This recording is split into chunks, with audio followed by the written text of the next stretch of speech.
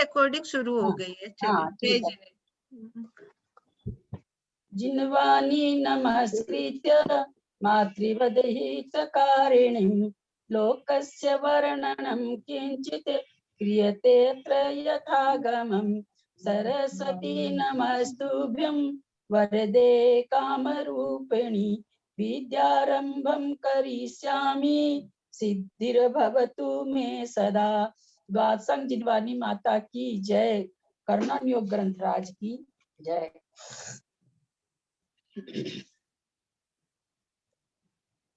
128 number होगा ना? नहीं, 130 कौन सा हो गया? 130 कौन सा? 130 कल का। 29 गाथा ये बताइए ना, गाथा यूज 1 तो 29 गाता ही उसको समझाना है ना। हाँ हाँ, घाता जी तो कल समझे भी थे ना। नाम भाभी जी धोख दो। एक बार और बता दीजिए। हाँ ठीक है, हाँ बिल्कुल, एक बार क्या 5 बार चले बताएं। अब तो लगा खाता तो हम सकता था। कोई जीव ये घाता इसको वाली जो विवक्षा है ये केवल स्वर्गों में ही लगती है, क्योंकि घाता युष्क मतलब अच्छी आयु को कम करना घाता युष्क कहलाता है ना। आयु बिछोना सब बंद कर लें, सबसे रिक्वेस्ट है सब अपने आप को म्यूट कर लें। घात करना, आयु का घात करना, आयु का घात तो श्रेणिक राजा ने भी किया है, लेकिन उनको घातायुष्क नहीं बोला जाता है। ये खास करके पहली बात कि देवों के लिए ही कहा जाता है। अच्छी ऊपर आयु बांध करके उसका परिणामों से घात कर देना घातायुष्क कहलाता है। कोई देव ऊपर की आयु बांधा, मान लीजिए 8वें 9वें स्वर्ग की 8वें स्वर्ग की आयु बांधा, आयु बांधने के बाद परिणामों में हमेशा कलुषता चलती रही तो अपकर्षण होता रहता है। हम लोग सब कोई जानते हैं कि अपकर्षण कभी भी हो सकता है। जब तब अपकर्षण होते होते पता चला कि उसके बाद अपकर्ष काल में तो कुछ हुआ नहीं, आयु घटते घटते थोड़ी घट गई तो अब तो उसको कहते हैं आयु का घात कर देना। अब वो जितनी घटा लेगा उस हिसाब से, मान लीजिए वो घटाते घटाते 2 सागर कर दिया, 10 सागर की बांधा था, घटाते घटाते 2 सागर कर दिया तो दूसरे स्वर्ग में जन्म लेगा। लेकिन वहां के देवों की उत्कृष्ट आयु 2 सागर है, उससे उसको आधा सागर ज्यादा आयु मिलेगी, वो वहां 2.5 सागर रहेगा। ये जो विवक्षा है घातायुष्क वाली, घातायुष्क कहाँ तक जन्मते हैं, क्या 9वें ग्रह में, अनुत्तर में, 16 स्वर्ग में? तो आचार्य कहते नहीं, ये घातायुष्क की व्यवस्था 12वें स्वर्ग तक है। 12वें स्वर्ग तक घातायुष्क जन्म ले सकते हैं। और ये सब स्वर्ग की इसमें आगे आया होगा तो मुझे पता नहीं है, अलग अलग से, किसी में आधा सागर, किसी में पल्ले का संख्यात्मक भाग बढ़ता है ऐसे। लेकिन साधारण जब सामान्य कथन करते हैं तो आधा सागर बोल देते हैं कि आधा सागर। लेकिन अगर कोई पहले दूसरे स्वर्ग का देव है, उसने आयु का घात किया, आयु का घात करके वो आ गया भवंतरिक में, तो भवंतरिक में कैसे बढ़ेगी आधा सागर? वहां तो टोटल आयु नहीं है सागर की, तो इसलिए वहां पर तो बढ़ नहीं पाएगी। तो इसलिए, लेकिन ये ऐसे साधारण से कह देते हैं कि आधा सागर बढ़ जाती है, परंतु अलग अलग स्वर्गों में अलग अलग देवों की अलग अलग विवक्षा है। हो सकता है आगे आया हो इसमें, एक नीचे प्रश्न तो दिख रहा है, क्या है उसमें मुझे पता नहीं है। तो उसको घातायुष्क कहते हैं कि बड़ी आयु बांध करके संक्लेश परिणामों के कारण नीचे के देव की आयु को कर लेना, उसमें उस स्वर्ग में आने पर उसको थोड़ा आधा सागर बेसी जो आयु मिलती है, उस जीव को घातायुष्क कहते हैं। भवंतरिक देवों में घातायुष्क की क्या व्यवस्था है? किसी मनुष्य ने अपनी संयम अवस्था में, आया है इसमें देखिए, अवस्था में देवायु का बंध किया, पीछे उसने संक्लेश परिणामों के निमित्त से संयम की विराधना कर दी और इसलिए अपवर्तन घात के द्वारा आयु का घात भी कर दिया। संयम की विराधना कर देने पर भी यदि वह सम्यक दृष्टि है तो मरकर जिस कल्प में उत्पन्न होगा वहां की साधारणतः निश्चित आयु से अंतर्मूर्तकम अर्ध सागरोपम, अर्ध माने आधा सागर, एक अंतर्मूर्तकम आधा सागर अधिक आयु का धारक होगा। इसके लिए कह रहे हैं अगर वो सम्यक दृष्टि होगा तो। कल्पना कीजिए किसी मनुष्य ने संयम अवस्था में अच्युत कल्प में संभव 22 सागर प्रमाण का आयु का बंध किया। पीछे संयम की विराधना हुई और बांधी हुई आयु की अपवर्तना कर असंयम। एक चीज ध्यान देंगे इसमें, जो बिल्कुल बहुत से बढ़िया से ध्यान देंगे, कहीं भी ये नहीं लिखा हुआ है कि आयु का अपकर्षण कर, ठीक है ना। इसलिए कहा जाता है बांधी हुई आयु का, प्रभव संबंधी आयु का अपकर्षण नहीं होता है, अवलंबन करण होता है। अगर अपकर्षण होता तो यहाँ पर अपवर्तन नहीं लिख करके अपकर्षण लिखते। बांधी हुई आयु की, कुछ पूछ रहे हैं? बांधी हुई आयु की आवाज बता रही है मंत्री। बांधी हुई आयु की अपवर्तना कर असंयत सम्यक दृष्टि हो गया। यानी ये कहना चाह रहे हैं कि कोई 5वां गुण स्थान वर्ती अथवा 6ठे 7वें गुण स्थान वर्ती संयम में तीनों ही स्थान आ जाएंगे। 4 गुण स्थान तो असंयम से हैं, उसके ऊपर के जो गुण स्थान है हम लोग जान चुके हैं। 1 से 4 गुण स्थान तक तो दर्शन मोहनी की विवक्षा से होते हैं और उसके आगे के स्थान संयम की विवक्षा यानी चारित्र मोहनी की विवक्षा से होते हैं। तो संयम की बात आ रही है, इन्होंने देश संयम या सकल संयम नहीं लिखा है, उसमें 5वां 6ठा 7वां तीनों गुण स्थान आ जाएगा। पीछे मरकर यदि सहस्रार कल्प में उत्पन्न हुआ, सहस्रार मतलब 12वां है ना, सतार चतुष्क जिसको कहते हैं। सतार चतुष्क में कौन सा आता है? 11वां और 12वां। 11वां है शतार, 12वां है सहस्रार। तो 16वें स्वर की तो उसने आयु बांधी और फिर वो असंयत सम्यक दृष्टि हो गया। तो कहते हैं कि पीछे मरकर सहस्रार कल्प में उत्पन्न हुआ, तो वहां की साधारण आयु जो 18 सागर की है, उससे घाता इस सम्यक दृष्टि देव की आयु अंतर्मूर्तकम आधा सागर अधिक होगी। यानी 18.5 सागर, अंतर्मूर्तकम 18.5 सागर उसकी आयु हो जाएगी।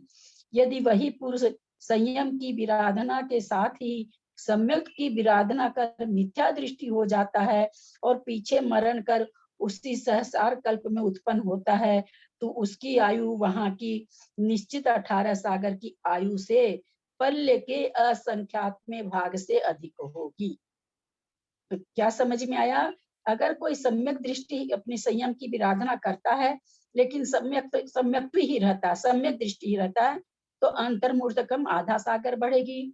और अगर वो मिथ्या दृष्टि हो जाता है तो आचार्य कहते हैं पल्ले के असंख्यात्मक भाग से अधिक उसकी होगी। ये अंतर है सम्यक दृष्टि और मिथ्या दृष्टि होने पर। समझ में आया होगा? किसी को कोई प्रश्न है? आंटी ये अपवर्तना क्या होता है?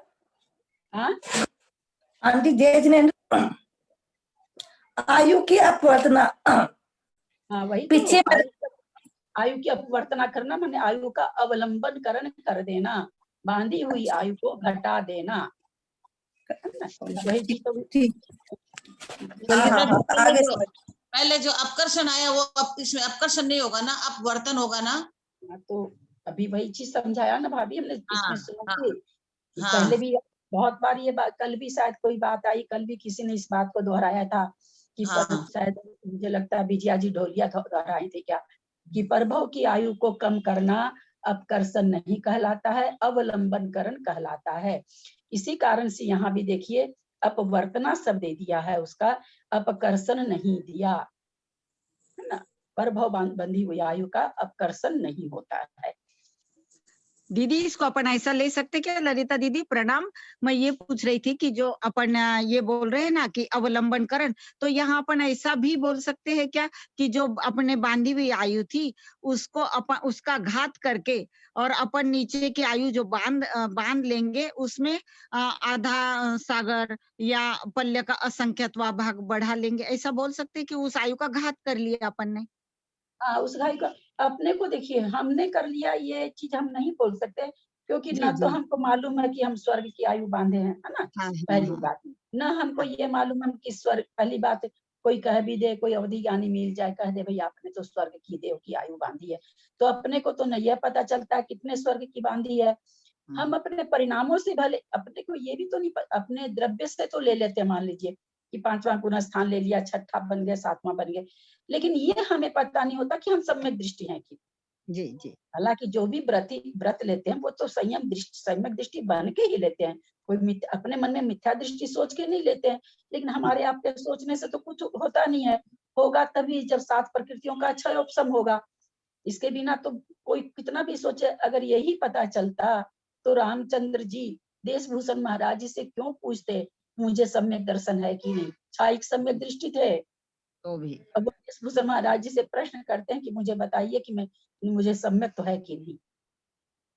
तो ये सम्यक की महानता है कि ये इतनी, मतलब उसका क्या कहें, इतनी सम्मानजन्य है कि इसका तो पता हम अपने भावों से सबको ही, आज हम लोग भी है तो हम लोग सोचते हैं कि भाई हो सकता है हम लोग छायोपशमिक होंगे, पहले से सम्यक दर्शन की सत्ता हमारे मौजूद होगी, तो हम लोग को कभी कभी सम्यक का उदय आता होगा।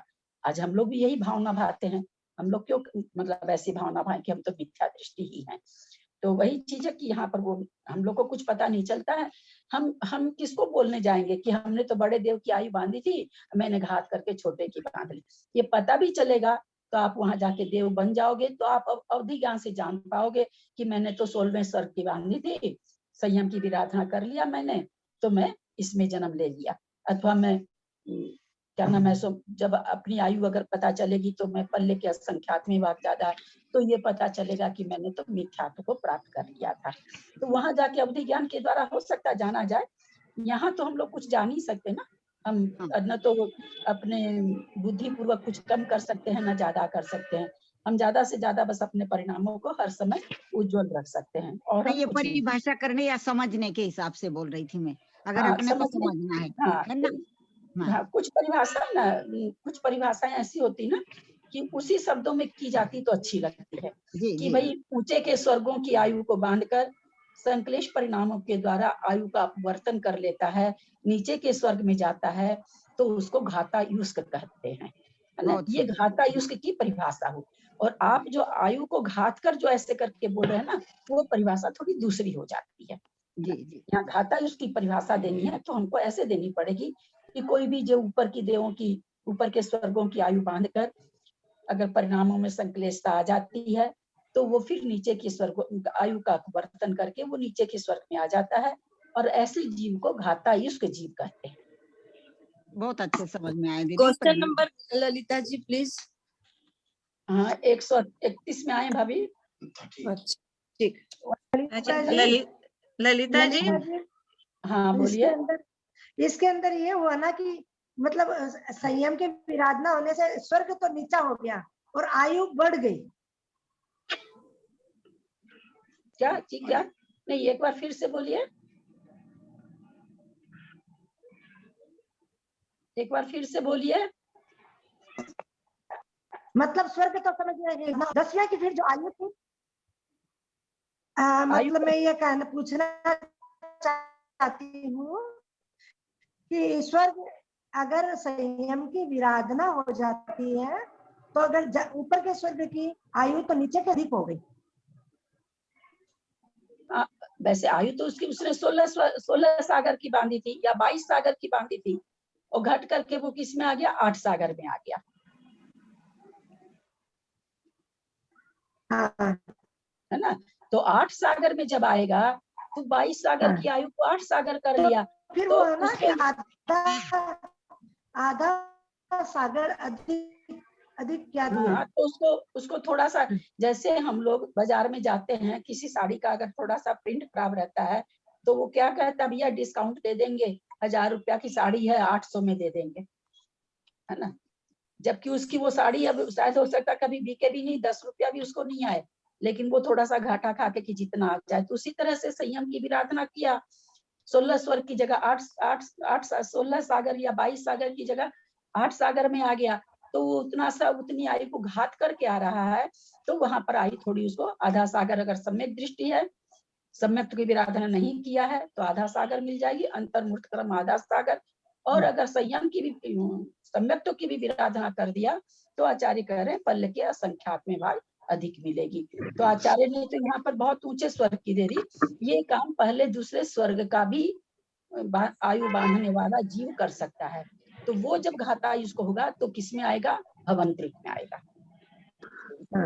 ऐसा ठीक है, नहीं, समझ में ऐसा आ गया। ये हाँ, ऐसा इसलिए अलग से समझा रहे हैं कि इसको ऐसे नहीं ले लेंगे कि भाई वैमानिक देव है, पहले स्वर्ग की आयु बांधा तो कम आयु होके वहां कम से निकल जाएगा। नहीं, जिस स्वर्ग की जितनी आयु है निश्चित है कि इतनी कम से कम, इतनी ज्यादा से ज्यादा, तो उस आयु, उस स्वर्ग की जितनी कम आयु है उससे कम आयु में उस स्वर्ग में नहीं जा सकता।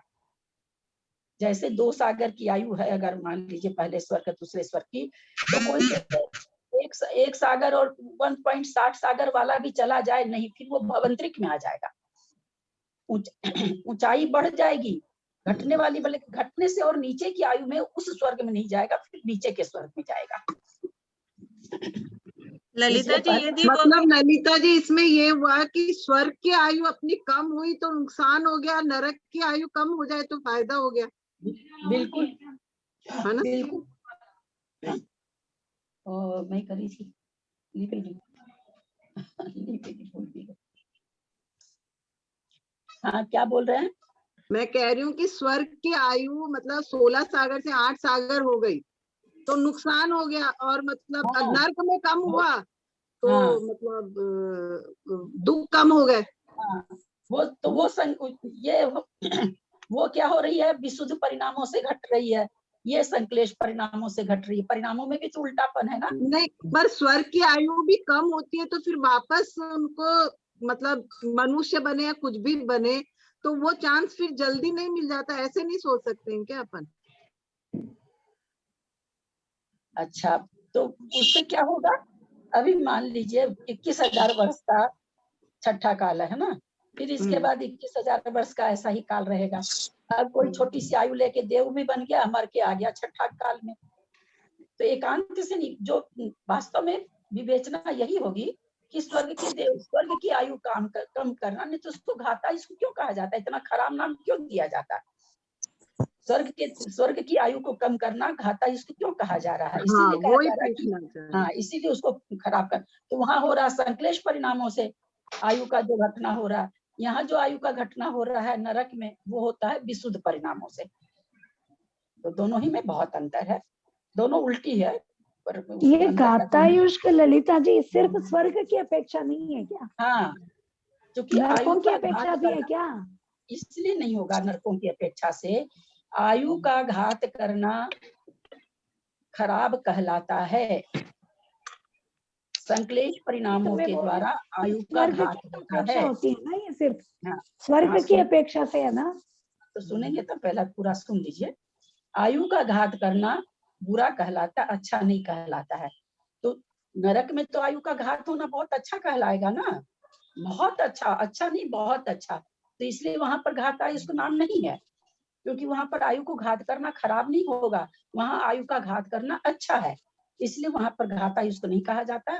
घातायुष देवों की आयु के लिए ही कहा जाता है। हाँ, मैं यही बोल रही है, सरिता जी बोल रही है ना अहमदाबाद वाली, कि नरकों में तो अच्छा है कि फिर कम हो जाए। तो मैं बोल रही हूँ घातायुष स्वर्ग की अपेक्षा ही है ना सिर्फ। हाँ, उनका ये कहना था कि भाई वहां पर अगर आयु कम होती है तो अच्छा माना जाता है। वो घातायुष को नहीं बोली है, घातायुष को सब उनका कहना था कि ये स्वर्गों में आयु कम होती है तो खराब माना जा रहा है, लेकिन वही नरकों में अगर आयु कम होती है तो वो अच्छा माना जाता है। हाँ, हाँ। है ना, वो घातायुष के लिए नहीं बोल रही थी, वो केवल आयु कम होने पर बोल रही थी। तो वो ठीक है, नरकों में आयु कम होती है तो अच्छा है, और स्वर्गों में आयु कम होती है तो खराब है। सारा जो इतना अगर 16 अंग बाह्य जब अपने लोग पढ़े थे, थोड़ा याद हो तो आप लोगों को, कि उसमें जो अंग बाह्य है उसमें किसी में तो ऐसे ऐसे मंत्र और विधियां दी हुई है कि जो जिनको प्रतिंद्र बनना है तो वो उसकी वैसा करते हैं, इंद्र बनना है, और भी जो जैसे उसमें बहुत सारी चीजें आई थी। तो स्वर्ग में जाने के लिए जहाँ इतने लोग तपस्या करते हैं, तरह तरह का मंत्र करते हैं, सब कुछ करते हैं, कहाँ जाने के लिए? देव पर्याय में जाने के लिए। तो उस देव पर्याय का अगर हम घात करते हैं तो वो तो खराब नहीं आएगा, नरक जाने के लिए कोई किसी को परिश्रम नहीं करना पड़ता है ना। जो पूजा पाठ करनी है, परिणामों में विशुद्धि लानी है, परम विशुद्धि ला के मोक्ष जाना, वो तो अलग चीज है, वो यहाँ पर व्याख्या नहीं आ रही। यहाँ पर संसारी अवस्था की बात है। तो संसारी अवस्था में देव पर्याय तो अच्छी मानी जाती है, क्योंकि ये कोई तरह का दुख नहीं, इंद्रिय दुख नहीं, बुढ़ापा नहीं, किसी तरह का भी दुख नहीं, तो देव पर्याय तो अच्छी मानी ही जाती है। हाँ ललिता जी, मैं पूछ रही थी कि जैसे कई पहले स्वर्ग का देव है, तो यदि वो जाएगा भवंतरिक में, तो वहां पे वो पल्ले के असंख्यातवें भाग से अधिक होगी क्या वहां पे? वहाँ जितनी आयु होगी, जहाँ भी जन्मेगा, जिस भी देव में, भवंतरी के जिस देव में जन्म, वहाँ उसकी जितनी आयु होगी, उत्कृष्ट आयु जितनी होगी, उससे उसको पल्ले का असंख्यातम भाग ज्यादा मिलेगा। क्योंकि भवंतरी में तभी जाएगा जब मिथ्या दृष्टि होगा, सम्यक दृष्टि तो जाते नहीं। हाँ इसलिए सम्यक की विराधना कर लेगा तभी जाएगा। ठीक है दीदी। हाँ, अगर 16वें स्वर्ग का देव होगा, मैं पूछती हूँ, अगर 16वें स्वर्ग का देव है और उसको संयम से विरागना होगी, तो उसको घातस में 12वें में जन्म ले सकता है? हाँ, 12वें तक तो है ही ना, घाता इसको 12वें स्वर्ग तक ले सकते हैं जन्म ले सकता है 12वें तक। हाँ, कोई सोचे संयम की 16वें स्वर्ग का देव संयम की विराधना करके 14वें में आए, 13वें में आए, तो 13वें 14वें में 14वें 15वें में उनका जन्म नहीं है। उनके 12 स्वर्ग तक ही घातायुष को जन्म ले सकते हैं। नहीं, मेरा मतलब ये था कि कभी 16वें स्वर्ग वालों घातायुष ना होता हो। मेरा कौन ये था घातायुष कहीं भी हो सकते हैं, लेकिन जन्म कहाँ लेंगे? 12वें स्वर्ग तक ही लेंगे। समझ आ गया था। हाँ, 9 ग्रेवक तक भी हो सकते हैं घातायुष। घातायुष को होने में हर्जा नहीं है, जन्म लेंगे 12वें स्वर्ग तक। हाँ, नहीं समझ आ गए थे। लोकांतिक देव, कुछ और कोई पूछ रहा है क्या? जय जिनेंद्र आंटी, प्रणाम। मैं विनीता जैन। आंटी, मैंने आज ही ज्वाइन किया, मेरे को थोड़ा सा ब्रीफली आप बता देंगे क्या टॉपिक चल रहा है अभी? टॉपिक चल रहा है यहाँ पर, हाँ, टॉपिक चल रहा है, वैसे वैमानिक देवों के बारे में बात चल रही है कि उनकी क्या व्यवस्था है, क्या आहार है, क्या श्वासोच्छ्वास है, क्या आयु है। तो आयु के दरमियान ये प्रश्न आया, भाई आयु सबकी फिक्स है देवों की, मनुष्य के जैसे तो है नहीं कि किसी की कितनी किसी की कितनी। तो सौधर्म युगल देव की जैसे उत्कृष्ट आयु 2 सागर है, सानंद कुमार आदि की 7 सागर, इस तरह से सबकी आयु है। तो इसमें एक शब्द आ गया बीच में घातायुष्क की, देवों में घातायुष्क देव जन्मते हैं। ये घातायुष्क किसको कहते हैं, ये वर्णन अभी चल रहा था कि घातायुष्क किसको कहते हैं। ये घातायुष्क जो है ये केवल देवों में ही पाया जाता है, मनुष्य या त्रियंच अथवा नारकी के लिए घातायुष्क शब्द नहीं आता है, वो समझा रहे थे। आप अगर अभी तुरंत ज्वाइन किए हो तब तो सुनने नहीं होंगे, अगर थोड़ी देर सुना घातायुष्क सुना मैंने आंटी, मैं 15 मिनट से ज्वाइन की हूँ। हाँ, तो उसका आज यही प्रकरण चल रहा है। अभी आपको कुछ और पूछना है तो आप बीच में पूछ लीजिएगा। ठीक है, थैंक यू आंटी। लोकांतिक देवों के कितने और कौन कौन से भेद हैं, वे कहाँ निवास करते हैं? लोकांतिक देवों के 8 भेद हैं, सारस्वत, आदित्य, बन्नी, अरुण, गर्द, तुषित, अव्याबाद और अरिष्ट। ब्रह्मलोक के अंत में ईशान आदि 8 दिशाओं में गोलाकार प्रकीर्णक विमानों में क्रमशः 8 लोकांतिक देव निवास करते हैं। कैसे विमान में? चूंकि इंद्रक विमान तो बीचों बीच होता है, और इन ब्रह्म जो लोकांतिक देवों का निवास कहाँ, इनका नाम इसीलिए लोकांतिक भी है। लोकांतिक का दो शब्दार्थ निकालते हैं आगम में। एक तो जिन्होंने लोक का अंत कर लिया है। क्या अंत कर लिया है? कि ये उस आएंगे, उस भाव से मनुष्य बनेंगे और मोक्ष जाएंगे, यानी अब इनका लोक नहीं बचा है, बस ये आखिरी भाव उनका मनुष्य में आके तो मोक्ष चले जाएंगे। एक मीनिंग तो ये होता है। दूसरा मीनिंग होता है जो लोक के अंत में रहते हैं।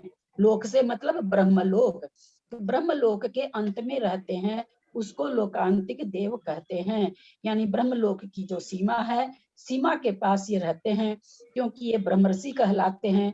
इनको किसी भी भोग विलास से, किसी भी इंद्रानी विंद्रानी से इनको कुछ भी मतलब नहीं है, इसलिए तो 2 कारण से इनको लोकांतिक कहते हैं। हो सकता है आगे आया हो, अपन देखते हैं, पढ़ते हैं आगे। ब्रह्मलोक के अंत में, हाँ ये तो हो ही गया। ये संख्या में 8 ही होते हैं क्या टोटल? 5016 होते हैं। विदिशाओं में 8 दिशाओं में, 8 विदिशाओं में 8 दिशाओं के बीच में ऐसे करके इनकी संख्या 5016 है। ओ, यहाँ 8 ही लिखा है ना, तो हाँ, मैंने कहा ये क्या हुआ? हाँ, तो हमको ये बताइए, आप कहीं जाती हैं अपना पूरा परिवार को लेके, अपने पियर आए, आप सब मान लीजिए 5 बहू बेटा है, 10-20 पोता पोती है, लेके राम झाम उतर के स्टेशन पर उतरती हैं, तो लोग क्या बोलता है, मंजू बाई आए या मंजू बाई आए, सबका नाम थोड़ी लेते हैं। वही मैंने कहा ये 8 ही कैसे लिखा है? हाँ, मैं सब confused हो गई। द्वार सूत्र में भी 8 ही लिखा हो, शायद तो 5016 हो सकता, 8016 भी हो, मेरे को संख्या थोड़ा कम याद नहीं, है। 5016 ही ध्यान है, सुना हुआ पता नहीं। 8 भेद लिखे हैं, 8 भेद है। दीदी भेद 8 कहाँ लिखा है भाभी जी? लिखा तो ऐसे ही है, 8 लोकांतिक देव निवास करते हैं। हाँ, तो वही प्रमुखता से कहा जाता ना, किसी हाँ, मैं समझ गई। कोई मकान का, जिस मकान में जो रहते हैं रामचंद्र जी रहते हैं, उनके बेटे पोते, पहले तो समझिए 100 आदमी होते थे, लेकिन नाम तो उन्हीं का चलता था, रामचंद्र जी का। कोठी किसकी है भाई? रामचंद्र जी की है। कौन उनके बेटा पोता का तो लोगों के मुंह पे नाम ही नहीं आता है, तो उसी तरह से मुख्यता से इन लोग का नाम दिया हुआ है। बाकी ये तो इनमें तो सब अहमिंद्र होते हैं ना, हाँ, कोई अमीर किसी तो- के अधीन थोड़ी है, तो नहीं, फिर नहीं, मुख्यता और गौणता क्या हुई इनमें? 8 दिशाओं का 8 ये मुख्य हैं, और इन लोग के वैसे किसी के शासन में रहना थोड़ी कहलाता है, किसी के शासन में रहें। पीएम के शासन में कौन है? कोई है? उनकी कोई बात? सबसे अभी तो सबसे ज्यादा अगर बात इग्नोर हो रही है तो नरेंद्र मोदी की हो रही है, आपकी हमारी घर में चल रही है, और नरेंद्र मोदी की बात सबसे ज्यादा ये हो रही है। और देश का पीएम तो वही कहलाते हैं, हम आप थोड़ी कहलाते हैं, तो वो ये कोई नहीं है। आगे और बताएंगे, देखिए आगे क्या बताते हैं। अच्छा ललिता जी, अभी इसने कहा कि सारे अहमिंद्र होते हैं, ये सारे इस लोग मतलब इस स्वर्ग में सारे अहमिंद्र थोड़ी होते हैं। पहली बात तो नहीं, एक मिनट, पहली बात तो ये अहमिंद्र कहलाते भी नहीं है, हाँ, ये ये नहीं नहीं होते नहीं, हैं। ब्रह्म ऋषि कहलाते हैं, है ना? ये अहमिंद्र नहीं कहलाते, ये ब्रह्म ऋषि कहलाते हैं। चलिए आगे चलते, आएगा आगे, कई प्रश्न दिख रहा है हमको इसमें। लोकांतिक देवों की क्या विशेषता है?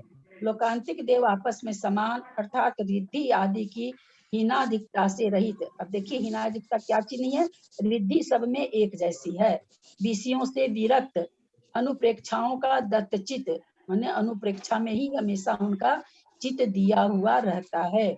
12 जो अनुप्रेक्षा है उन्हीं की हमेशा वो चिंतन करते रहते हैं। 14 पूर्वधारी, निष्क्रमण कल्याणक के समय, निष्क्रमण माने जिस समय केवल क्या तप देते हैं, तप समय, हाँ, तप कल्याणक जो होता है उस समय तीर्थंकरों को प्रतिबोध देने में तत्पर तथा एक भवातारी होते हैं। देवों में एक भवातारी कौन कौन है? सौधर में इंद्र, उनकी सची नाम की पट्ट देवांगना, उसी के सोमादि 4 लोकपाल, सानत कुमार आदि दक्षिणेन्द्र, सर्व लोकांतिक। लोकांतिक देव, लोकांतिक के बाद कौमा है, हटा लीजिएगा नहीं तो बाद में समझ में नहीं आएगा। सर्व लोकांतिक देव और सर्वार्थ सिद्धि में उत्पन्न होने वाले सर्वदेव अपने अपने स्थान से च्युत हो मनुष्य भाव प्राप्त कर नियम से उसी पर्याय में निर्वाण प्राप्त करते हैं। किसी को कुछ पूछना है क्या?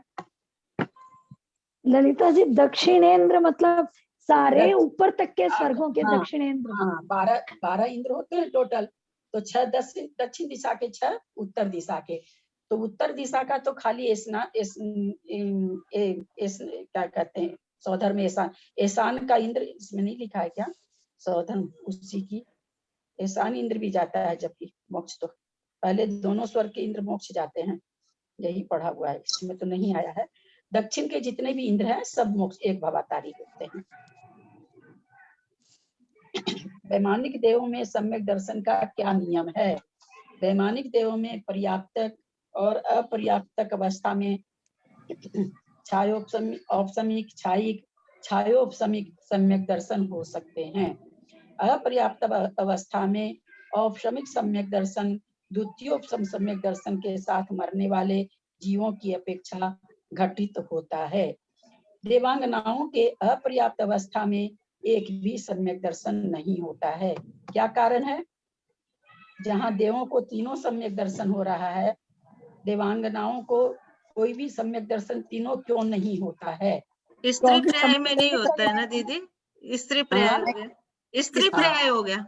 स्त्री पर्याय में सम्यक दर्शन तो हो सकता है, लेकिन स्त्री पर्याय में जन्म नहीं हो सकता है।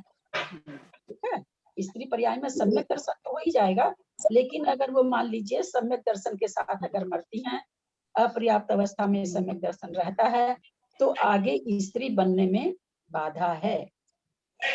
तो स्त्री पर्याय सम्यक दर्शन के साथ उत्पन्न नहीं ये होती है। ललिता जी, मुझे पता नहीं, शायद गलत ध्यान होगा, जैसे इसमें लिखा है ना, हो सकता है मैं गलत हूँ। ये सौधर्म इंद्र वगैरह एक भवातारी है ना, एक भाव के बाद इनको मतलब वो मिल जाता है, तो फिर ये पृथ्वी का मतलब उसमें जो जल कायिक और उसके अंदर में वायु मतलब अग्नि कायिक में, मतलब ये बोलते हैं ना पहले दूसरे स्वर्ग से वहां पे जाते हैं, तो फिर हाँ, कैसे ये हुए बहुत ये सुंदर मतलब? प्रश्न, हाँ? बहुत सुंदर है, लेकिन प्रश्न हल्का भी बहुत है कि आप ही ने अपना उत्तर दे दिया। आपने पर आप मैंने क्या बोली अभी? हाँ, एक मिनट अपने को सब म्यूट रखें। आप अभी क्या बोली? आप अपने वाक्य पर ध्यान दीजिए, आपको उत्तर मिल जाएगा। आप क्या बोली अभी? हाँ नहीं, वो अग्नि कायिक और जल कायिक में मतलब वो जन्म मतलब वो नहीं लेते हैं और दूसरे पृथ्वी कायिक में लेते हैं ना। कौन लेते हैं? नहीं, एक स्वर्ग के एक पहले दूसरे स्वर्ग का है ना कि पृथ्वी कायिक में जन्म लेते हैं। हाँ, पृथ्वी ऐसा कुछ पता नहीं, पहले दूसरे स्वर्ग के कौन लेते हैं? नारकी? देव देव देव। अब बात यहाँ किसकी है, देव की है कि इंद्र की है? अच्छा, सौधर्म इंद्र नाम लेकर के लिया है इसलिए नहीं ले है। इंद्र तो एक ही होता है ना, वो एक हाँ। भवातारी है। वहाँ देव जन्म ले रहे हैं, इंद्र जन्म नहीं ले रहा है। ठीक है, नहीं, पर पहले दूसरे स्वर्ग में तो सौधर्म इंद्र वही तो नहीं होते हैं क्या? वही तो होते हैं ना। स्वधर्म इंद्र तो एक ही होगा ना। हाँ, बाकी तो वही। हाँ, तो वो एक भवातारी होता है। वहाँ ये थोड़ी कहा गया, वहाँ ये कहा गया ना कि हाँ। पहले दूसरे स्वर्ग के देव और भवंतरिक के देव हाँ। अग्नि कायिक और जल कायिक छोड़ के बाकी तीनों कायिक में जन्म ले सकते लेते हैं। हैं। हाँ हाँ हाँ। क्या कहा कि पहले दूसरे स्वर्ग के देव, वहाँ ये नहीं कहा पहले स्वर्ग का स्वधर्मी इंद्र, दूसरे अच्छा। स्वर्ग का ऐसी इंद्र, ऐसा हाँ, नहीं कहा देव ही गया। था। हाँ, देव ही था। देव है, हाँ, देव। पॉपुलेशन है। अब अपने यहाँ है क्या, वो एसपीजी क्या सुरक्षा होती वो पीएम को मिली, आपको हमको थोड़ी मिली है। हाँ हाँ हाँ है ना? हाँ है? हाँ हाँ हाँ। वैमानिक देवों में सम्यक दर्शन क्या क्या नियम है? वैमानिक देवों में अच्छा ये हो गया ना। ललिता जी, ये एक लाइन मेरे को ये वापस समझाइए ना, देवांगनाओं की अपर्याप्त अवस्था में एक भी सम्यक दर्शन नहीं होता है। एक मिनट भाभी, एक तो देवांगना स्त्री पर्याय से जा रही है, सॉरी, कोई भी आदमी देवांगना जन्म रहा, पुरुष भी जन्म सकता है, त्रियंच भी जन्म सकता है, कोई भी जन्म सकता है, तो वो वहां पर सम्यक दर्शन तो प्राप्त कर सकता है जिस भी पर्याय से जा रहा है। लेकिन वो अगर बाई देवे उसने देवांगना का स्त्री पर्याय बांध लिया, देव की स्त्री पर्याय बांध लिया, तो फिर वो सम्यक छायोपसमिक है तो छूट जाएगा, औपसमिक है तो भी छूट जाएगा। सम्यक दर्शन अपर्याप्त अवस्था में स्त्री पर्याय के नहीं रहता है, क्योंकि सम्यक दर्शन के साथ कोई स्त्री पर्याय में जन्म नहीं ले सकता है, चाहे देवियां ही क्यों ना हो। मनुष्य त्रियंच की बात नहीं है, देवियां भी सम्यक दर्शन के साथ उत्पन्न नहीं हो सकती। ये नियम है, अपने 6 डाल में आता है ना, मेरे को तो सारा भूल गई, मैं इतनी बढ़िया से याद था। देवांगनाएं जन्म लेने के बाद में सम्यक दर्शन थोड़ी वहां हाँ, प्राप्त कर लेती है। हाँ, भवंतरिक भी कर सकते हैं, देवंतरिक भवंतरिक में भी नहीं जाते हैं सम्यक दृष्टि, है ना। तो जन्म लेने के बाद प्रथमोपसम सम्यक दर्शन प्राप्त करके सम्यक दृष्टि बन सकती है। दीदी आप जो मतलब बोल रही हैं, अपर्याप्त अवस्था में जब तक रहेगी तब तक उनका सम्यक दर्शन छूट जाएगा, यही मतलब हुआ ना। हाँ, नहीं, हाँ, अगर होगा भी, मान लीजिए उसने कर भी लिया हो तो भी पर अपर्याप्त अवस्था में नहीं पाया जाएगा, क्योंकि सम्यक दर्शन के साथ स्त्री पर्याय में जन्म नहीं होता। दीदी ललिता दीदी प्रणाम, मैं ये बोल रही थी कि आप जो बोल रहे हैं ना कि 6 डाला में दिया है, तो वहाँ जो लाइन दी है प्रथम नरक विन षडभु ज्योतिष वान भवन षंड नारी, तो नारी में ही देवियां लिए जाएगी ना दीदी, नारियों में ही देवियां ली जाएगी। हाँ, नारी है, इसीलिए वो नपुंसक लिंग है, हाँ, विकल्प वो त्रय में तो इस है, समय पर नहीं अभी जो जन्म अपनी लेता। हाँ देवियों की जो बात चल रही तो इसलिए नहीं जाती होगी, है ना? ऐसा ही लेंगे ना दीदी? हाँ हाँ, नारी में जन्म नहीं ले सकती, मनुष्यनी पर्याय हाँ में, चाहे वो हाँ मनुष्य में आए, त्रियंच में आए, कहीं भी जाए, वो मतलब स्त्री पर्याय में, मान लीजिए त्रियंच में जन्म ले रहा है कोई, हाँ कोई मनुष्य मरा त्रियंच में जन्म ले रहा, देव तो खाली एक इंद्रिय बनते हैं, 12 स्वर्ग के देव त्रियंच भी बन सकते हैं। मान लीजिए सम्यक दृष्टि देव है 12वें स्वर्ग का, और उसने त्रियंच आयु बांध ली, गर्भ जाके जन्म ले रहा है, लेकिन वो सम्यक दर्शन के साथ नहीं ले सकता। जी जी। आंटी मेरा एक प्रश्न है, ललिता जी, इसका मतलब ये हुआ कि कोई भी नारी है वो सम्यक दर्शन के साथ में जन्म नहीं लेगी, लेकिन स्त्री पर्याय प्राप्त करने के बाद में वो सम्यक दर्शन प्राप्त कर सकती है। पर्याप्त अवस्था में बिल्कुल छाई छोड़ के, छाई हाँ। सम्यक दर्शन स्त्रियों को नहीं होता है, और प्रथमोपसम करेगी तो उपसम तो हो ही गया, प्रथमोपसम के बाद छायोपसम सम्यक दर्शन हो सकता है, बिल्कुल हो सकता है, चाहे वो त्रियंजनी क्यों ना हो। त्रियंजनी भी स्वयंभू रमन समुद्र में जो त्रियंच जन्म लेते हैं, समूर्छन जन्म वाले, स्वयंभू रमन समुद्र के जीवों को प्रथमोपसम सम्यक दर्शन नहीं होता है। कर्म भूमि के मनुष्य त्रियंचों को, भोग भूमि के त्रियंचों को, उपभोग भूमि के त्रियंचों को, इनको प्रथमोपसम सम्यक दर्शन हो सकता है। तो फिर जो सौधर्म इंद्र की सची इंद्राणी होती है, तो उसको कौन सा सम्यक दर्शन होगा? छायोपस्मिक? हाँ, पहले तो प्रथमोपसम होगा, क्योंकि वो सम्यक दर्शन के साथ तो गई नहीं है, पहले हाँ। प्रथमोपसम सम्यक दर्शन करके फिर छायोपसमिक कर लेगी। हाँ ठीक। छाई तो हो गई, छाई तो वैसे भी देव को त्रियंच इन लोग को होता ही नहीं ना, क्योंकि केवली के पाद मूल में होता है। हाँ। इसकी प्रतिष्ठापना तो मनुष्य ही करते हैं, बाकी 3 गति के जीव नहीं कर सकते हैं। हाँ, निष्ठापना कर सकते हैं, प्रतिष्ठापना नहीं कर सकते। ललिता जी, शची का पुण्य तो तीर्थंकर को सर्वप्रथम गोद में लेने से भी बहुत ज्यादा होता होगा, उससे भी उसको बन जाता है क्या? हाँ, उस समय हो सकता है उसको परिणाम की विशुद्धि होकर सम्यक दर्शन हो जाए। हाँ, सम्यक दर्शन होने के लिए जब हम लोग ये चर्चा कर लिए कि अपने ग्रुप में बैठे बैठे हो सकता है किसी को प्रथमोपसम हो जाए और छायोपसमिक हो जाए, कोई भी इसमें बंदिश नहीं है। हम लोग अपना इसके लिए कोई 2 दिन, 4 दिन, 10 घंटा ऐसा समय नहीं चाहिए।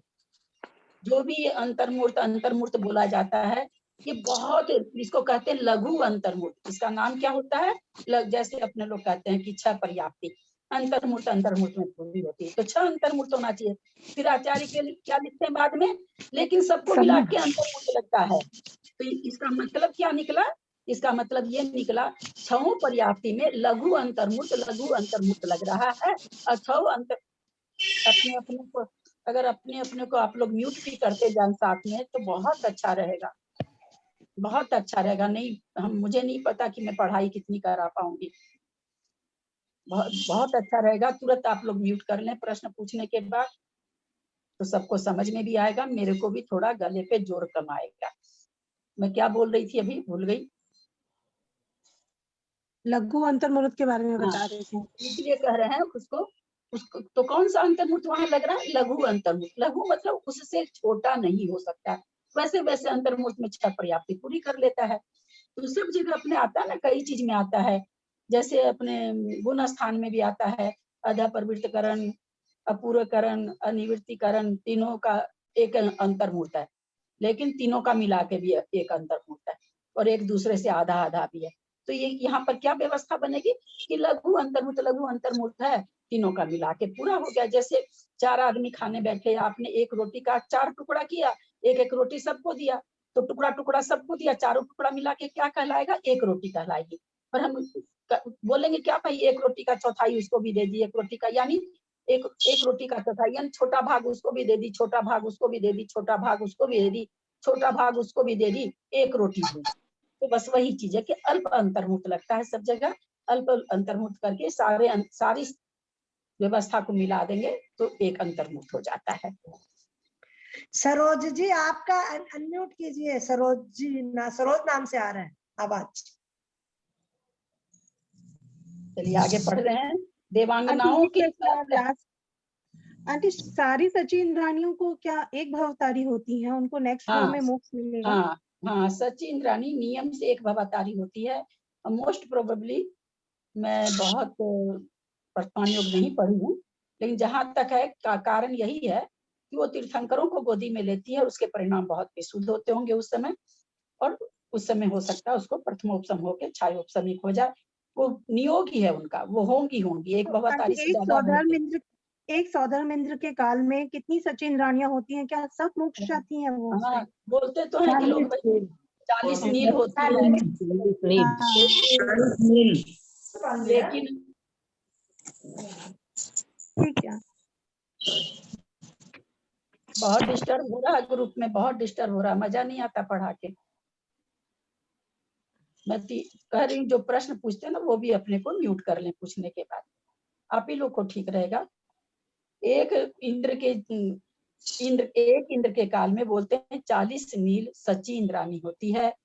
प्रवचनों में सुना है, कहीं पढ़ा नहीं है, इसलिए कहीं ऊंचे ग्रंथों में, छोटे प्रश्नावली वगैरह में तो छोटी छोटी जो किताबें निकलती रहती है उसमें तो ये सब रहता है, पर मैं अभी तक किसी बड़े ग्रंथ में पढ़ने को मेरे को नहीं मिला। पर कहा यही जाता है कि 40 नील इंद्रानियां।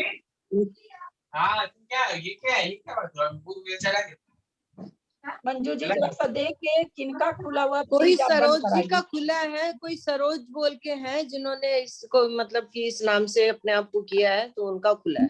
2-3 जन का खुला। मंजू जी आप बंद कर दीजिए ना प्लीज, मंजू जी आप कर दीजिए, 2-3 जन का खुला है। वो मेरे से होता नहीं है, उसने दे नहीं रखा है ना, राइट नहीं है मेरे को, किसी का बंद नहीं कर सकती मैं। अच्छा, वो लोग ऑन करके इधर उधर हो गई हैं शायद, इसलिए उनका खुला ही पड़ा हुआ, उसी से आवाज आ रही है। सरोज बोल के कोई है, उनका खुला हुआ। अभी भी आ रहा है उनका, देखिए स्क्रीन में नाम भी आ रहा है।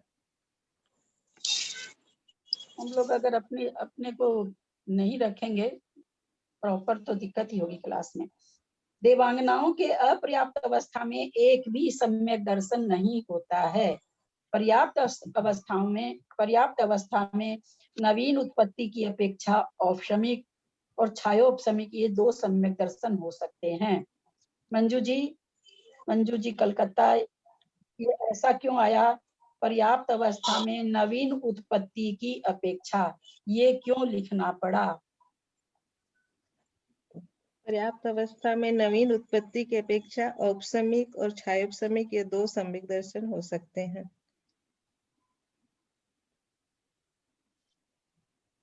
कौन देगा इसका उत्तर? छायोपशमिक सम्यक दर्शन तो है ना, लेके भी जाता है ना।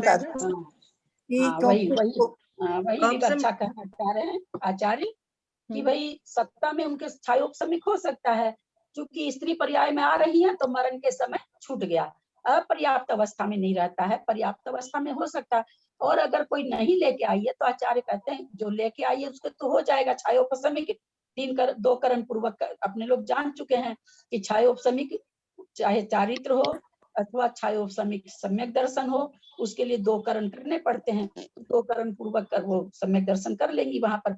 लेकिन मान लीजिए जिसने आज तक किया ही नहीं सम्यक दर्शन, नया या कर लिया तो वेदक योग्य काल खत्म हो गया उसका, तो फिर कह रहे हैं कि वो नवीन उत्पत्ति के हिसाब तब उसको औपशमिक होगा। लेकिन जिसके सत्ता में है सम्यक दर्शन, सम्यक प्रकृति है, उसके एक ही होगा, छायोपशमिक होगा। ये यहाँ पर खास करके पकड़ाना चाह रहे हैं कि पर्याप्त अवस्था में नवीन उत्पत्ति की अपेक्षा औपशमिक होगा, नहीं तो खाली छायोपशमिक भी होगा। औपशमिक छायोपशमिक ये 2 सम्यक दर्शन हो सकते हैं। मिथ्या दृष्टि जीव का उत्पाद नवम ग्रेवक तक हो सकता है। अनुदिश अनुत्तर विमानों में सम्यक दृष्टि ही उत्पन्न होते हैं। कौन जी दीदी यहाँ पे जो सची इंद्री का वर्णन आया था, तो सोधर्म इंद्र की तो बहुत सारी इंद्रानी होती है, तो इसमें लिखा सची नाम की पट देवांगना, उसी को ही खाली एक भवतारी है, बाकी तो नहीं होगी। ना बाकी 32 तो कम से कम है प्रत्येक देवों की। 32 देवांगनाएं तो हर देव की है कम से कम। और जैसे जैसे देव हैं जिस हिसाब से उनकी वैभव है, प्रभाव है, उनकी ज्यादा भी होगी।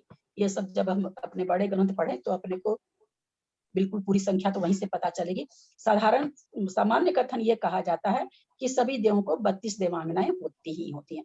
तो उस 32 में एक जो सची पटरानी बोल करके जो वहां पर उत्पाद होता है, केवल वही मोक्षगामी होती है, बाकी नहीं होती है। क्योंकि उनको ही शायद अपने तीर्थंकर प्रभु को गोद में लेने का अवसर मिलता होगा, क्योंकि उनको तो बहुत दिन बाद तीर्थंकर एक का वहां पे नियोग बनता है। तो हाँ, बिना मतलब- तीर्थंकर के उनको कहाँ सम्यक दर्शन और मोक्ष की प्राप्ति होती होगी, इसलिए भी होता होगा या तो। नहीं, नहीं, क्योंकि है ही एक नहीं। सची इंद्राणी जो भगवान को गोद में लेगी तो वो उनको ही मिलेगा ना ये अवसर। हाँ, तो नहीं, नहीं ऐसा है भाभी, ऐसा नहीं है कि वो भगवान को मोक्ष ले रही है, वो गोद ले रही है, वो मोक्ष जा रही है। सची इंद्राणी एक भवतारी होती है, नियोग है, ये सिद्धांत है। जो भी जाके मान लीजिए किसी सची इंद्राणी के काल में, वैसे तो हो ही नहीं सकता, विदेश क्षेत्र में हो जाता है 6 महीना, क्या नाम है सो, एक एक काल में एक एक तीर्थंकर होते हैं, तो विदेश क्षेत्र में तो होते रहते होंगे तीर्थंकर, तो उनको मिल जाता है 6 महीना 8 समय में 608 जीव मोक्ष जाते हैं। उसमें विदेश क्षेत्र से कैसे क्या, यहाँ ना व्यवस्था है कि 24 जाएंगे, एक अवसर्पणी या उत्सर्पणी में 24 ही जाएंगे। विदेश क्षेत्र के लिए तो ऐसा कोई कथन बना हुआ है नहीं कि कितने तीर्थंकर जा सकते हैं अथवा कितने प्लेन जा सकते हैं।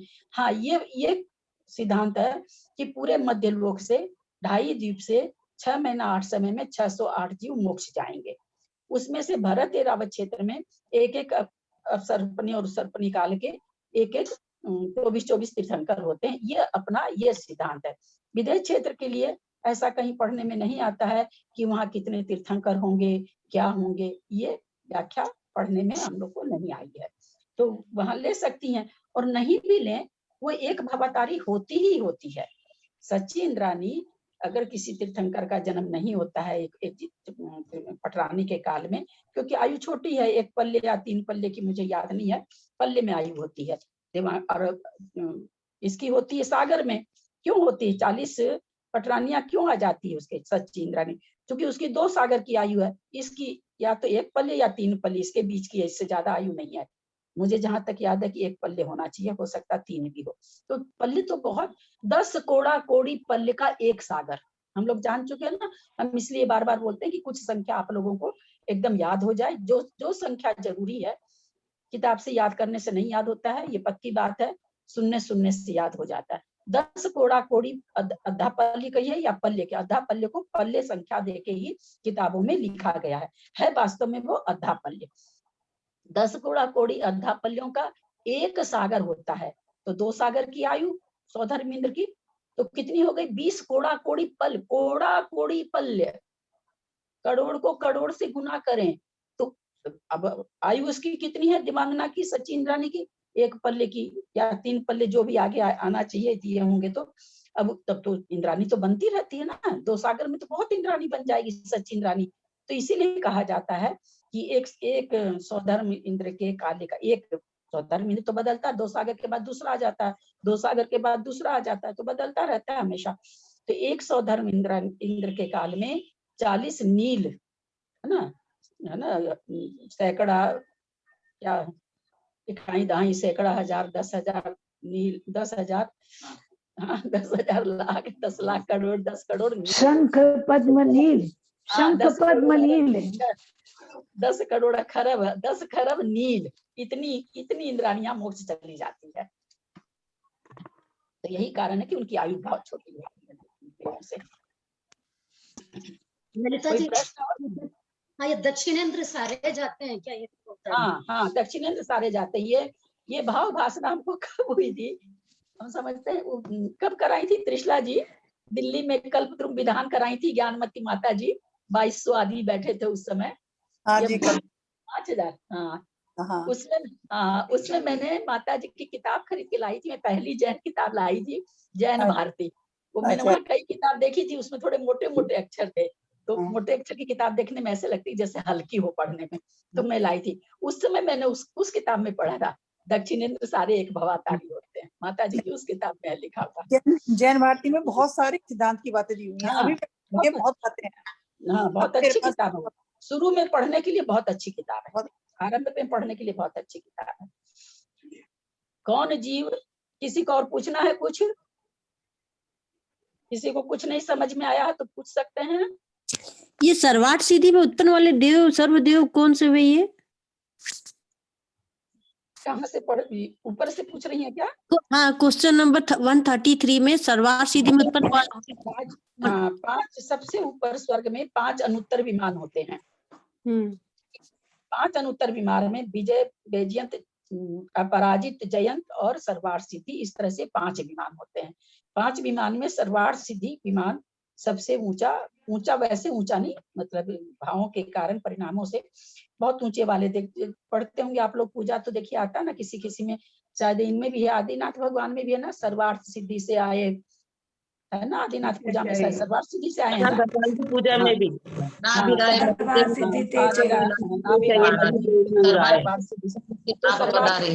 आप पधारे। अपने को म्यूट कर लें। तो जो भी पूछ रही हैं, तो वो जैसे अपने लोग आप भगवान की वहां स्थापना कर रहे हैं, तो उसमें पढ़ा जाता है सर्वार्थ सिद्धि से आए।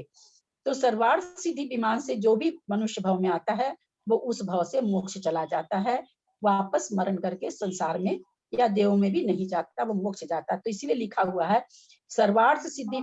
तो कौन से देव, जैसे स्वधर्म में तो कह दिया, स्वधर्म स्वर्ग में तो कह दिया स्वधर्म इंद्र, और भी जितने भी ब्रह्मलोक में लोकांतिक देव, तो क्या सर्वार्थ सिद्धि में ऐसा कुछ हैगा कि कोई इंद्र मोक्ष जाता हो? तो कह रहे हैं सर्वार्थ सिद्धि में जो भी उत्पन्न होने वाले देव हैं, वे सभी अपनी जगह से च्युत होकर के मोक्ष चले जाते हैं। जो भी सर्वार्थ सिद्धि में जन्म ले लेता है, वो फिर और भव, मनुष्य भाव में आके मोक्ष चला जाता है और भव को धारण नहीं करता है। ललिता जी, खाली सर्वार्थ सिद्धि का ही वर्णन आया है, 5 अनुत्तर का नहीं आया क्या? पांचों अनुत्तर का देखिए, वैसे तो कहीं से भी आके कोई मोक्ष जा सकता है, उसमें तो बंदिश ही नहीं है, पहली बात तो है ना, कहीं से भी आके कोई भी त्रियंच भी आके मनुष्य बन के, जब निगोद से निकला हुआ, ध्यान देंगे, सूक्ष्म निगोदिया जीव एक भव प्राप्त करके फिर मनुष्य बन के मोक्ष जा सकता। संयम, सूक्ष्म निगोदिया जीव मनुष्य में जन्म लिया, संयम धारण कर लेगा और अगले भाव में फिर वो भले मनुष्य बन के मोक्ष जा सकता है। मतलब कम से कम उसका भाव बता रहा, बाकी तो पंच परावर्तन सारी दुनिया कर रही है। लेकिन बादर निगोद से निकला हुआ जीव नियम से मनुष्य बन, अगर नियम से बनता नहीं, अगर बनता है मनुष्य, संयम को धारण करता है, तो मोक्ष जा सकता है। तो इसलिए मोक्ष जाने के लिए, यहाँ पर क्या प्रश्न क्या था आपका मंजू जी, भूल गई मैं। मैंने पूछा कि 5 हमने सुना था कि 5 अनुत्तर वाले ही होते हैं क्या अमेंद्र? 5 अनुत्तर वाले नहीं होते हैं, नियम नहीं है, वैसे कहीं से भी कोई जा सकता है। विजया दिशु द्विचर्मा है ना, तत्वार सूत्र में सूत्र है ना, विजया दिशु द्विचर्मा, विजयादि के अनुत्तर विमानों से आने वाले 2 चरम शरीर वाले होते हैं। 2 चरम शरीर वाले का मतलब, चरम शरीर कौन सा है? मनुष्य भाव, मनुष्य भाव से मोक्ष जाता है, इसलिए चरम शरीर उसको कहते हैं। तो ये क्या कह रहे हैं, 2 द्विचर्मा माने 2 चरम शरीर लेने वाले होते हैं। यानी विजय बेजियन से कोई आया, मनुष्य भाव में आया, फिर मरण करके वो वापस स्वर्ग जा सकता है, विजयादि में 4 अनुत्तर विमान में जाएगा, जाके आके फिर वो मनुष्य भाव में मोक्ष चला जाएगा। परंतु ये नहीं कि सब दो लेंगे, इस बात को समझ के रखिएगा, किसी भी जीव के लिए ऐसा कहीं नहीं बनता कि वो इतना जन्म धारण करके मोक्ष जाएगा। ये नियम, ये सिद्धांत बनता है, अगर किसी के लिए बनता है तो, जैसे जो भी एक भवातारी का सिद्धांत बना, ये सिद्धांत थोड़ी बना कि 5 भव के बाद मोक्ष जाएगा, ये अपने को कहीं नहीं पढ़ने मिलता है। मुनि महाराज लोगों के लिए आता है ना भाई, कि जो भी कितना बार मुनि बन जाता है उसके बाद नियम से मोक्ष जाता है, अधिक से अधिक, उसमें क्या लिखा हुआ, ज्यादा से ज्यादा। हाँ, ज्यादा से ज्यादा। तो इसका मतलब ये थोड़ी कि मान लीजिए 28 हो, मुझे जैसा याद आ रहा, 28 या 29 याद ध्यान में आ रहा, 29 बार, हाँ, तो 29 बार मुनि बन के, तो उसके बाद वो नियम से जाएगा, लेकिन वो 29 भाव के पहले भी जा सकता है। तो उसी तरह विजयादि से द्विचर्मा का मतलब हुआ, विजयादि से आने वाले एक भाव में भी जा सकते हैं, नहीं तो वो नियम से 2 भाव को प्राप्त करके मोक्ष चले जाएंगे। लेकिन सर्वार्थ सिद्धि से जो देव अवतीर्ण होंगे, वो एक भवातारी होंगे नियम से, इसीलिए सर्वार्थ सिद्धि को अलग रखा गया ना, नहीं तो फिर 5 का एक साथ कथन कर देते, खाली सर्वार्थ सिद्धि थोड़ी बोला जाता है। 5 सीधे लिखे, 5 अनुत्तर विमान वाले देव, ऐसे आता है। दीदी ललिता जी कल क्वेश्चन में आए हैं, ये 109 नंबर के क्वेश्चन में आए हैं, विजय वेजन जयंत और अपराजित विमान वाले देव 2-3 भाव से अधिक संसार में परिभ्रमण नहीं करते हैं। 109 नंबर क्वेश्चन में आए हैं, अपने कल पढ़े हैं। विजयादि द्विचर्मा तत्वार सूत्र में आ गया है ना, इसलिए उसमें भी आ गया, इसमें 2-3 भाव कल भी आए हैं, 2-3 भाव से। हाँ ठीक है, वो 2-3 भाव से वैसे घट जाता है कि अगर किसी कारण से उन्होंने वैसा कुछ है, उसमें 3 भाव घटने का कारण दिया है, कि देव से निकला और फिर देव में गया, उसका 3 भाव कैसे घटता है? वो मनुष्य में आकर के देव में नहीं जाता है, किसी और मतलब पर्याय में जाके फिर देव में जन्म लेता है, तब उस तरह से उसका 3 भाव घट जाता है। भोग भूमि में है क्या फिर? हाँ, भोग भूमि में भी हाँ, भोग भूमि के हिसाब से भी हो सकता है। हाँ, आपने पहले बताया एक बार ये 3 भोग भाव के भूमि, लिए तो हाँ 3 भाव के लिए तो हाँ, भोग भूमि में मान लीजिए मनुष्य त्रियंश बन गया, फिर वो हाँ। मर करके स्वर्ग गया, वहां से आकर के मोक्ष चला गया। ठीक, चले आगे, कोई कुछ पूछना है किसी को? कौन जीव स्वर्गों में कहाँ तक उत्पन्न हो सकते हैं?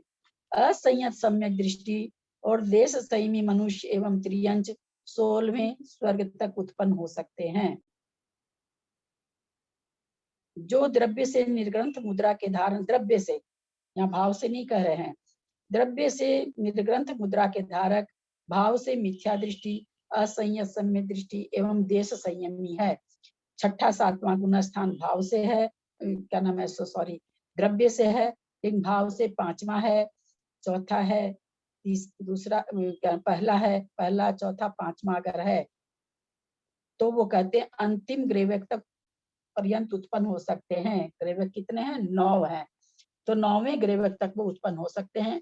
अगर कोई द्रव्य लिंगी है और भाव से मिथ्या दृष्टि है, सम्यक आदि मिथ्या दृष्टि का उसने 3 टुकड़े नहीं किए हैं, तो कहाँ तक? तो बोलते हैं 9वें ग्रेवक तक जन्म ले सकते हैं।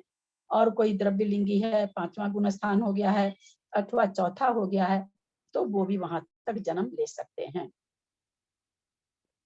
सम्यक दृष्टि महावृत्ति सर्वार्थ सिद्धि पर्यंत, सम्यक दृष्टि भोग भूमि मनुष्य त्रियंच सौधर्म एशान स्वर्ग पर्यंत, और मिथ्या दृष्टि भोग भूमि मनुष्य त्रियंच एवं तापसी साधु उत्कृष्टता से पर्यंत, उत्कृष्ट भवन त्रिक पर्यंत ही उत्पन्न होते हैं। अच्छा, तापसी साधु और आगे उनमें व्याख्यान करेंगे। चरक और आगे ना, चरक और परिवारजक सन्यासी ब्रह्म कल्प तक पर्यंत, और आजीवक साधु अच्युत कल्प पर्यंत, यानी 16 मिथ्या दृष्टि आजीवक एक साधु की संज्ञा है, जो हमें 5-7 दिन पहले ही पढ़े थे। आजीवक किसको कहते हैं? वो बड़े बहुत तपस्या काफी करते हैं, बड़े बड़े व्रतों को धारण करते हैं। आजीवक माने जीवन पर्यंत धारण करते हैं बड़े बड़े व्रतों को, उनको अन्य मत वाले, उनको आजीवक साधु कहते हैं। तो वो 16वें स्वर्ग तक उत्पन्न हो सकते हैं। उसमें भी है ना, जैसे परमहंस ऐसे करके जो पदवियां जिनकी रहती है, वे 16वें स्वर्ग तक उत्पन्न हो सकते हैं। मिथ्या दृष्टि है, पर तपस्या उनकी इतनी है। और उसमें आया था कि कसाय की इतनी ज्यादा मंदता है, उनके इतनी मंदता है, वो कसाय की मंदता उनको 16वें स्वर्ग में, क्योंकि कसाय की मंदता जब होती है तो शुक्ल लेशा में होती है, और शुक्ल लेशा का धारक शुक्ल लेशा में मरने वाला देव नियम से ऊपर के स्वर्गों में जन्म लेता है। चरक क्या होता है ललिता जी? हाँ, चरक, चरक भी उसी में होता होगा, कोई किसी कोई खास उनका नाम होगा। चरक, परिवारजक, परिव्राजक, आजीवक, ये सब उन्हीं के साधुओं का नाम है। परमहंस, ये सब उन्हीं के साथ। पंथ होता होगा। हाँ ललिता जी, चरक माने कोई पंथ है क्या? जैसे परिव्राजक, ये भी एक पंथ। क्या कह रहे हैं? चरक, मैंने कहा चरक कोई पंथ है क्या? धर्म, चरक, चरक चारवाक पंथ तो है, लेकिन चरक पंथ तो चारवाक है, चारवाक पंथ तो है। चारवाक तो है। चरक उसी समय जैसे होता है ना, एक डंडी, वो लोग डंडा रखते हैं, भूति बीच में जो आया भूति कर, तो हाँ। बबूत लगा के रखते हैं, तो उसी तरह का कोई होगा चरक, उसमें से कोई चरक होगा। स्त्रियों का उत्पाद 16वें स्वर्ग तक हो सकता है। देवायु बंध के परिणाम क्या क्या हैं? सम, दम, यम और नियम आदि से युक्त, मन, वचन और काय को बस में रखने वाले, निर्ममत्व परिणाम वाले, तथा जो आरंभ आदि से रहित होते हैं। ललिता वे भाभी, साधु, इसके ऊपर वाले में अन्य लिंगियों का उत्पाद 16 स्वर्ग से आगे नहीं होता। मैंने अन्य लिंगियों का से क्या मतलब? हाँ, अन्य लिंगी मतलब द्रव्य, अपना दिगंबर लिंग छोड़ करके। लिंग मतलब पहचान, लिंग मतलब किसी भी भाई कोई भभूत लगा रखा है, कोई डंडा ले रखा है, कोई त्रिशूल ले रखा है, कोई बड़ी बड़ी जटा बढ़ा रखा है, कोई उल्टा होकर के अग्नि तप रहा है, कोई बालू में 3-3 महीना दबा रह जाता है, बहुत तरह के तप तपते हैं, पहाड़ से नीचे समुद्र में कूद रहा है, इस तरह का बहुत सारे तरह के तप है। तो उनमें जो जिनकी भी कसाई बहुत मंद होती होगी, जो भी तो कहते यार इतना कठिन से कठिन कितना भी कठिन तप करें, अन्य लिंग वाले जो हैं, अन्य धर्म वाले जो हैं, वे 16वें स्वर्ग तक ही उत्पन्न होंगे, जबकि अपने यहाँ तो द्रव्य से भी अगर दिगंबर लिंग है तो वो 9वें ग्रेवक तक जन्म ले रहा है ना। ये अंतर बताना चाह रहे हैं यहाँ पर। है वो भी मिथ्या दृष्टि की बात चल रही, द्रव्य लिंगी है, भावलिंगी नहीं है, तो अन्य मत के जैसे ही है। मत वास्तव में देखा जाए तो वो भी मिथ्या दृष्टि और ये भी मिथ्या दृष्टि, लेकिन लिंग में अंतर है। ये हमारे दिगंबर वेशधारी हैं, अब वो अन्य लिंगी हैं। अन्य लिंगी होने के चलते वो 16वें स्वर्ग तक जाते हैं, और जो दिगंबर लिंग को धारण करने वाले होते हैं, नग्न तो नंगे साधु तो और भी होते हैं, देखते हैं ना इसमें इलाहाबाद वगैरह का जो कुंभ मेला लगता है, तो कभी टीवी चलाइए तो उसमें भी नग्न साधु जाते रहते हैं, बस मुसमराए हुए, क्या क्या करे, बड़ी बड़ी माला पहने हुए, क्या क्या पहने हुए। तो नग्न तो वो भी है, यहाँ नग्नता से नहीं मतलब है, यहाँ पर मतलब है दिगंबर वेश से। तो दिगंबर वेश वाला मिथ्या दृष्टि भी 9वें ग्रह तक जा सकता है, जबकि अन्य मति कितना भी कठिन तपस्या करने वाला क्यों न हो, 16वें स्वर्ग से ऊपर नहीं जाता है। देवायु बंध के परिणाम क्या क्या हैं? सम, दम, यम और नियम आदि से युक्त मन वचन। सम माने क्षमता परिणाम, शांत परिणाम, दम माने इंद्रियों का दमन करना, इंद्रियों का निग्रह करना, यम मतलब जिंदगी भर के लिए कोई नियम को लेना, नियम मतलब घंटे 2 घंटे, दिन, महीना, 6 महीना, साल 2 साल का नियम लेना। इन चारों शब्द के 4 अर्थ हैं। सम माने समता परिणाम या वैराग्य युक्त परिणाम, कसाय रहित परिणाम, दम माने इंद्रियों का दमन करना, यम माने जिंदगी भर के लिए त्याग लेना, नियम माने 6 महीना, 12 महीना, 2 महीना, 2 दिन, 2 घंटा,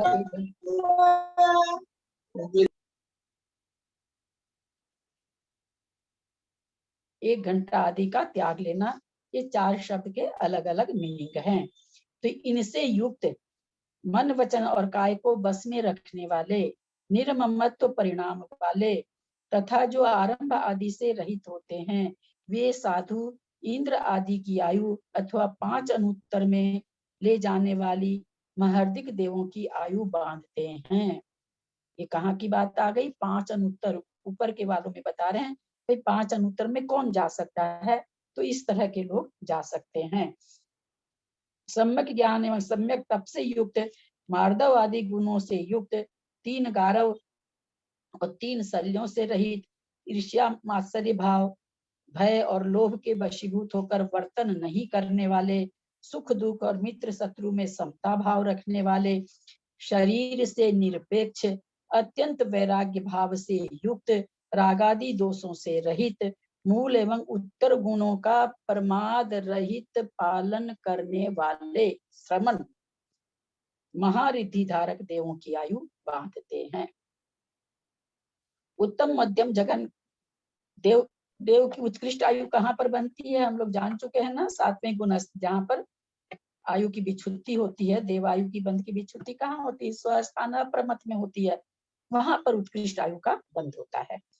उत्तम मध्यम जघन्य पात्रों को चारों प्रकार का दान देने वाले, लज्जा और मर्यादा रूप मध्यम भावों से युक्त जीव मध्यम वृद्धि धारक देवों की आयु बांधते हैं। अनादि से प्रकटित संज्ञा कितनी होती है? 4। कौन कौन सी होती है? आहार, भय, निद्रा।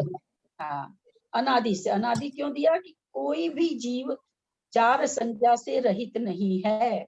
एक वृक्ष है ना, वो भी जिधर पानी रहता है ना, उसकी जड़ उधर ही बढ़ती है। यहाँ तक भी कहा जाता है, लो कुछ इसी तरह का याद नहीं आ रहा, अगर किधर खजाना पड़ा रहता है तो उस पेड़ की जड़ें उस खजाना की तरफ बढ़ती है। तो ये जो 4 संज्ञा है, एक इंद्रिय से लेकर के पंचेंद्रिय संज्ञा सब में पाई जाती है। ऐसा नहीं है भय, लोग ऐसा कहते हैं कि वृक्ष के पास अगर कोई कुल्हाड़ी, साइंस का कहना है ये, अपने तो कहते ही हैं, अपने में तो ही है, साइंस कहती है ये कि कोई जल लेकर के अगर आता है पेड़ के पास तो वो हर्षित होता है, कोई अगर कुल्हाड़ी लेके आता है तो दूर से देख के ही पेड़ में भय संज्ञा उत्पन्न हो जाती है।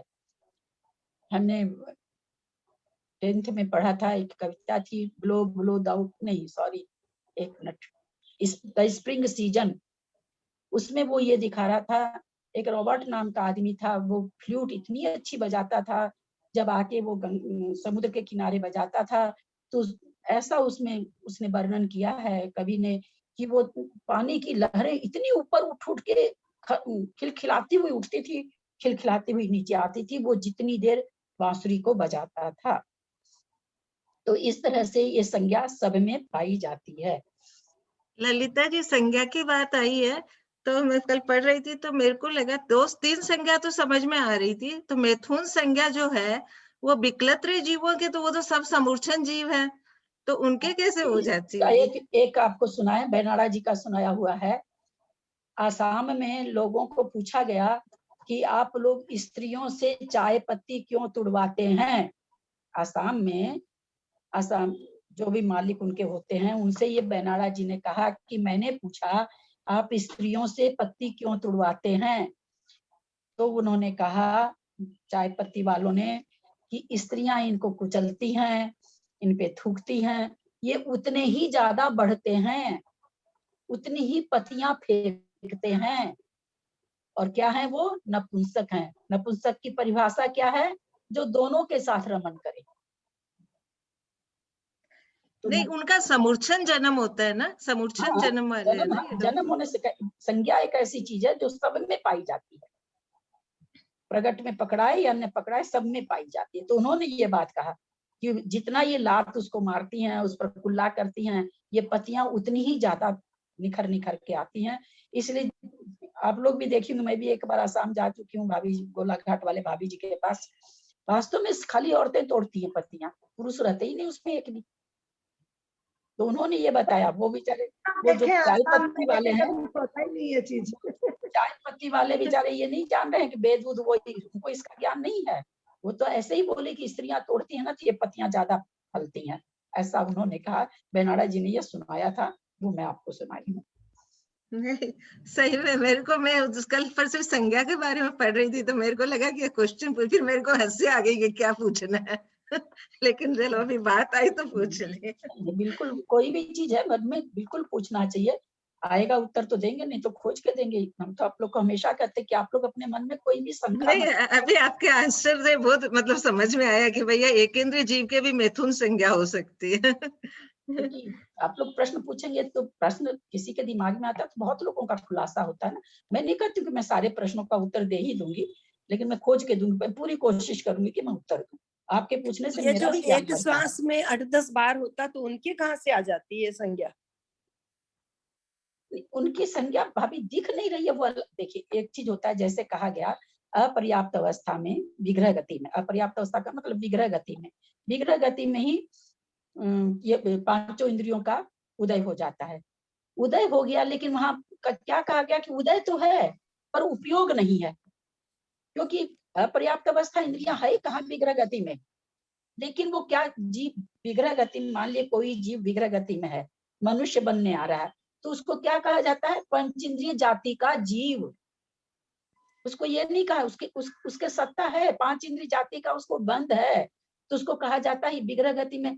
विग्रह गति में बहुत से जीव जा रहे हैं। मान लीजिए कोई अवधि ज्ञानी से आप पूछे, महाराज जी कौन कौन सा जीव जा रहा है, तो महाराज जी कहेंगे 10 2 इंद्रिय वाले जा रहे हैं, 5 1 इंद्रिय वाले जा रहे हैं, 5 पंच इंद्रिय वाले जा रहे हैं। कि पंच इंद्रिय संज्ञा कहाँ से आ गई, क्योंकि पंच इंद्रिय जाति नामकरण का उनको बंध है, तो वहां पर उनके वैसे तो उदय है, क्योंकि पंचेंद्रिय जाति का बंध है तो उदय तो है, तभी तो जन्म लेने जा रहे हैं, लेकिन उपयोग रूप नहीं है। अब तो इंद्रियां ही नहीं बनी तो उपयोग कहाँ से होगा, उपयोग कब होगा, इंद्रियां बन जाएगी तब।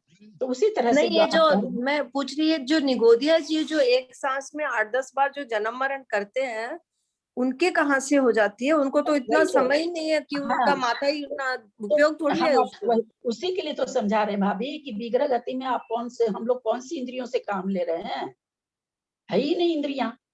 लेकिन लब्धि रूप से है। तो उसी तरह से उनके लब्धि रूप से सारी संज्ञा है। व्यक्त करने का समय मिलेगा तो व्यक्त कर देंगे, व्यक्त करने का समय नहीं मिलता तो नहीं। इतनी प्रकृतियां उनके सत्ता में है, वो चारों संज्ञा है उनके। आज अपने लोग को मान लीजिए कोई भी चीज हमारे पास सत्ता में बहुत, तो कोई चीज जैसे मान लीजिए बहुत अच्छी चीज आप जान रहे हैं, तो क्या आप रोज बैठ के बना रहे हैं क्या? बनाते तो कभी हो सकता है जीवन में कभी नहीं भी बनाए कोई चीज, लेकिन हम लोग को भीतर से कई चीज का ज्ञान है। तो वही चीज है कि एक उपयोग में होना, एक लब्धि रूप से होना। लब्धि रूप से संज्ञा सभी को है, चाहे वो जल कायिक जीव हो। जल कायिक जीव में भी मन में आता कि भाई जैसे वृक्ष की सच में पकड़ में आ रही है, लेकिन जल कायिक वायु कायिक वगैरह की तो पकड़ में नहीं आती है। क्या वो लोग ऐसा होता है कि कोई स्त्री रहती तो वहां बहुत ठंडे रूप से बहती होगी, पुरुष रहता होगा, ऐसा होता है क्या? तो इन लोग की संज्ञा भी नहीं देखने में आती है। कहाँ देखने में आएगी इन लोग की? वनस्पति गाय की तो फिर भी लोग महसूस करते हैं, साइंस भी महसूस करता है, कवियों ने भी अपनी कविताओं में कहा है। लेकिन दो इंद्रिय जल का एक पृथ्वी का, इनकी तो पता ही नहीं चलती है, कहाँ पता चलती है। पर हमारे जिनेंद्र भगवान ने कहा कि संज्ञा सब में पाई जाती है। हम पकड़ पाए नहीं पकड़ पाए वो अलग चीज है। अब निगोदिया जीव कहते हैं नारकी कैसे, कितना गंदा नारकी का शरीर, हाँ कितना विभत्स, लेकिन नारकी जीव पे लब्ध पर्याप्तक समूर्छन जीव निगोदिया जीव उनके शरीर में नहीं होते हैं, और आपके हमारे शरीर में होते हैं। तो प्रश्न उनके शरीर में कैसे क्यों नहीं होते भाई, इतना विभत्स शरीर? तो अपने तो जान नहीं सकते हैं। तो कुछ बातें हमको सावधान से ही चलना पड़ता है कि हाँ ऐसा होता है। कुछ बातें हम पकड़ पाते हैं, अपने लोग की तो बहुत मोटी बुद्धि है, कहाँ से पकड़े। लेकिन कुछ चीजें तो अवधि ज्ञानी वगैरह को भी जो चीज जैसे है वो चीज वैसे ही लोगों को माननी पड़ती है ना। समय हो गया है, अपने लोग मंगलाचरण कर लें। मंगलाचरण नहीं है, जिनवाणी स्तुति ललिता जी। और पढ़ना है क्या 1.5 घंटा? ललिता जी है ना, हमेशा है ना जिनवानी में पढ़ना ही चाहती है, कभी एंड करना नहीं चाहेंगी। उनके मुंह से भी ऐसे ही निकलता है, देखिए। जिनवाणी स्तुति करना ही नहीं चाहते हैं। अच्छा चलिए करिए करिए, आप लोग कोई भी करिए।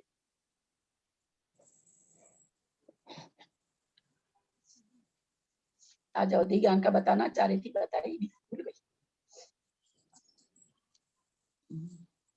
नहीं कर रहे कोई? दक्ष मात्रा पदवाक्यहीनम मया प्रमाद्याति किंचनोक्तम तन्मे क्षमित्वा विदधातु देवी सरस्वती केवल बोधलब्धिं बोधि समाधि परिणाम शुद्धि स्वात्मोपलब्धि शिव सौख्य सिद्धि चिंतामणिं चिंतित वस्तु दाने त्वं वन्द्यमानस्य ममास्तु देवी। जावाणी के ज्ञान दे सुजे लोकालोक सोवाणी मस्तक चढ़ो सदा देत हूँ दो। हे जिनवाणी भारती तो ही जब दिन रहे जो तेरा शरणा रहे सो पावे सुख चैन। देव भजू और हंत से हो निर्गत दया ये मोक्ष का पंथ। 9 बार नमोकार मंत्र, कल मंत्र भी